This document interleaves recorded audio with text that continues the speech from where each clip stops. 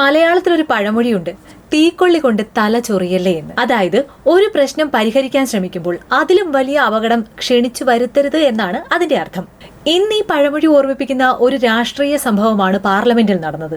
ലക്ഷക്കണക്കിന് വിദ്യാർത്ഥികളുടെ ജീവിതത്തെ അനിശ്ചിതത്വത്തിലാക്കിയ പരീക്ഷാ വിവാദങ്ങളും വിദ്യാഭ്യാസ മേഖലയെ ചുറ്റിപ്പറ്റിയ ഗുരുതരമായ ചോദ്യങ്ങളും രാജ്യം മുഴുവൻ ചർച്ച ചെയ്യുമ്പോൾ മുൻ വിദ്യാഭ്യാസ മന്ത്രി ധർമ്മേന്ദ്ര പ്രധാന് പാർലമെന്റിൽ ലഭിച്ച ഉജ്ജ്വല സ്വീകരണം പലരെയും അത്ഭുതപ്പെടുത്തിയിരിക്കുകയാണ്. ഈ സംഭവത്തെ വിമർശിച്ചുകൊണ്ട് പ്രതിപക്ഷ നേതാവ് രാഹുൽ ഗാന്ധി പറഞ്ഞത്, ഇത് വിദ്യാർത്ഥികളുടെ ഭാവി തകർത്തതിന്റെ ആഘോഷമാണ് എന്നാണ്. രാഷ്ട്രീയത്തിൽ അഭിപ്രായ വ്യത്യാസങ്ങൾ സ്വാഭാവികമാണ്. പക്ഷേ വിദ്യാഭ്യാസം ഒരു രാഷ്ട്രീയ പാർട്ടിയുടെ മാത്രം വിഷയമല്ല, അത് ഒരു തലമുറയുടെ സ്വപ്നമാണ്. ഒരു പരീക്ഷ റദ്ദാക്കുമ്പോൾ നഷ്ടമാകുന്നത് ഒരു തീയതി മാത്രമല്ല, ഒരു വർഷം കൂടിയാണ്.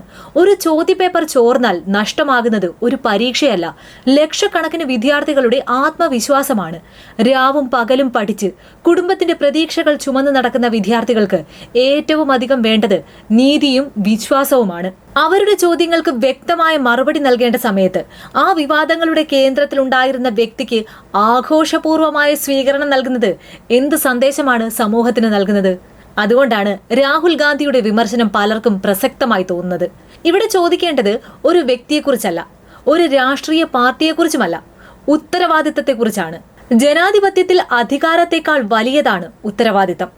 ആഘോഷത്തെക്കാൾ വലിയതാണ് ആത്മപരിശോധന. തെറ്റുകൾ സംഭവിച്ചിട്ടില്ലെന്ന് പറയുന്നത് കൊണ്ട് ജനങ്ങളുടെ സംശയം മാറില്ല. തെറ്റുകൾക്ക് മറുപടി നൽകുമ്പോഴാണ് വിശ്വാസം തിരികെ ലഭിക്കുന്നത്. അല്ലെങ്കിൽ അതൊരു തീക്കൊള്ളി കൊണ്ട് തലചൊറിയൽ തന്നെയാകും. കാരണം മുറിവേറ്റ മനസ്സുകളെ ആശ്വസിപ്പിക്കേണ്ട സമയത്ത് ആഘോഷം നടത്തുന്നത് വിശ്വാസത്തിന്റെ മുറിവ് കൂടുതൽ ആഴത്തിലാക്കും. വിദ്യാർത്ഥികൾ ആവശ്യപ്പെടുന്നത് രാഷ്ട്രീയ വിജയമല്ല, സുതാര്യമായ പരീക്ഷാ സംവിധാനം, നീതിക്കുള്ള നടപടികൾ, ഉത്തരവാദിത്തമുള്ള ഭരണമാണ്. അവരുടെ സ്വപ്നങ്ങളെക്കാൾ വലിയ ഒരു ആഘോഷവും ഈ രാജ്യത്തില്ല. അവസാനം ഒരു ചോദ്യം മാത്രം. വിദ്യാർത്ഥികളുടെ ഭാവിയെക്കുറിച്ചുള്ള ചോദ്യങ്ങൾക്ക് ഉത്തരം നൽകാതെ ആഘോഷങ്ങൾ കൊണ്ട് അവരെ ആശ്വസിപ്പിക്കാൻ കഴിയുമോ?